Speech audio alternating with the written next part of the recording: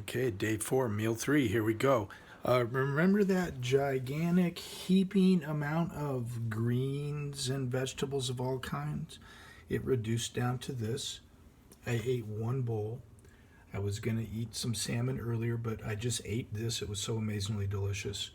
And so I've taken out another bowl of these greens, or a partial bowl at least. That's about a cup and a half.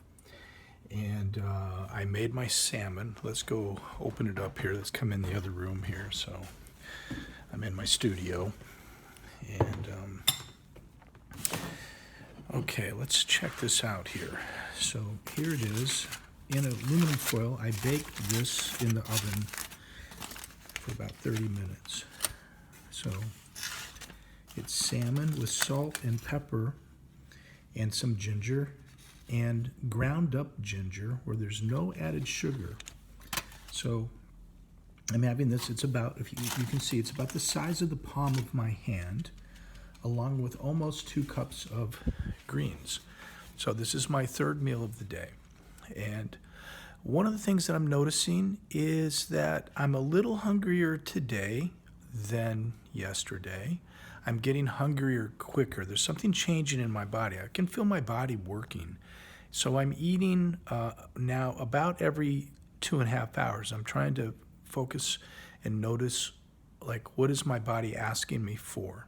Now, I was noticing that my body was asking for, there was a kind of a craving. There was a craving that I had to kind of sit with a little bit and focus and kind of try to feel my way through it. The craving was the kind of like wanting kind of like cheese, basically, and which normally I would be happy to eat, like a giant amount of cheese to satisfy that craving. So the way that I worked with that here a little bit earlier, about an hour ago, is that I just sat with the feeling a little bit and just kind of breathed in, breathed out, just kind of accept it. My body's asking me for something. So I think most important in this, what I'm noticing is that avoiding the fight with the craving, but feeling kind of along with it and going with the craving, but just kind of directing it a little bit over this way instead of my mind, and then my body wants to go towards the cheese in the cheese drawer. And I still have plenty of stuff like that in my refrigerator. My kids are 14 and 12. They like to eat cheese. I'm not going to make them eat the way that I'm eating. I am talking with them about what I'm doing.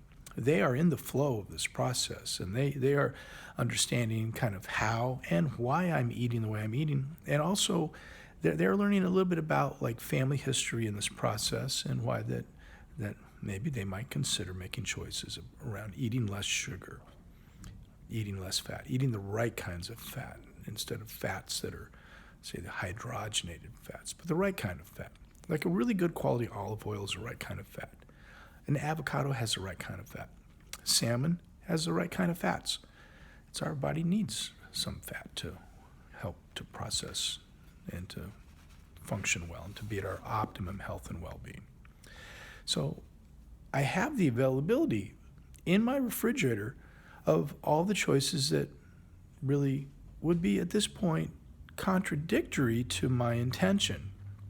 And so with this craving, I did is that I let myself kind of feel, where can I move in the healthiest way possible, given the realm of the resource base that I showed you, where I set up my little electric skillet so I can make a giant mound of vegetables. And I have all the spices. I have all the basic dry goods and dried beans and I will eat a little bit of lentils. I will eat, in the process here, you'll see as we go along, I have a lot of nuts, and I have some dried fruits like apples and bananas. I don't have dried fruits like dates. They're just really way too sugary. The banana is sugary, but I eat just a little bit of it, and it provides like some extra potassium that my body needs. Dates are great. They're super sweet though. So I don't have that. I don't have raisins. They're very, very sugary. I have apples. I have bananas. That's the choice I've been making for now. And so the feeling that I went with kind of directed me to the macadamia nuts. And I thought, well, how interesting is that? Macadamia nuts actually are maybe in the nut world like one of the best possible fats that we can eat. They're super nutritious. Of course, if we eat the whole thing of them, then we're undoing our whole plan. So I just pulled 3 macadamia nuts out. I ate them. I had a little bit of cashew milk with it, and that was formed like a little bit of a snack. So that was like, meal 2.5, let's say. It's like a little snack. It was really tiny. 3 macadamia nuts and not even quite a cup of cashew milk, maybe half a cup. So I'm not even going to call it a meal. It's just a puny snack. And it kind of got me through that craving that I typically would have gone towards cheese. So now you'll see what I'm having here. I'm having my salmon, and I'm having all of my microgreens and mixed vegetables. And I am feeling really, really, really good. I'm eating a little bit more. I'm eating more quantity. And really, actually, of this, we could eat as much of that as we want. It turns to sugar very slowly. In fact, that entire huge mound, I might eat the whole thing through the course of the day today, and then I'll resupply myself tomorrow at the store and then make another amount. But we can eat as much of that. If we get hungry, we can eat as much of that as we want. And then if we notice, our body may have certain cravings, and it might be a good plan here for us to think about not getting in a fight, but letting ourselves feel the craving, even going with the craving, allowing ourselves to move towards our deepest sense of self, to move towards what's really actually going to help us. At this point, cheese is not going to help me. I can talk with you more about that later, my ideas about this that I'm learning as I go. But the macadamia nuts and a little bit of cashew milk, that has really helped me. I'm really feeling it, and I'm really feeling good. Okay, come along with me. Keep coming with me. You can do this. We can do this one meal at a time. One meal at a time. Food is our medicine, and it's also a path to really living this amazing, abundant, joyous, happy lifestyle that we can create. We can create one thought at a time.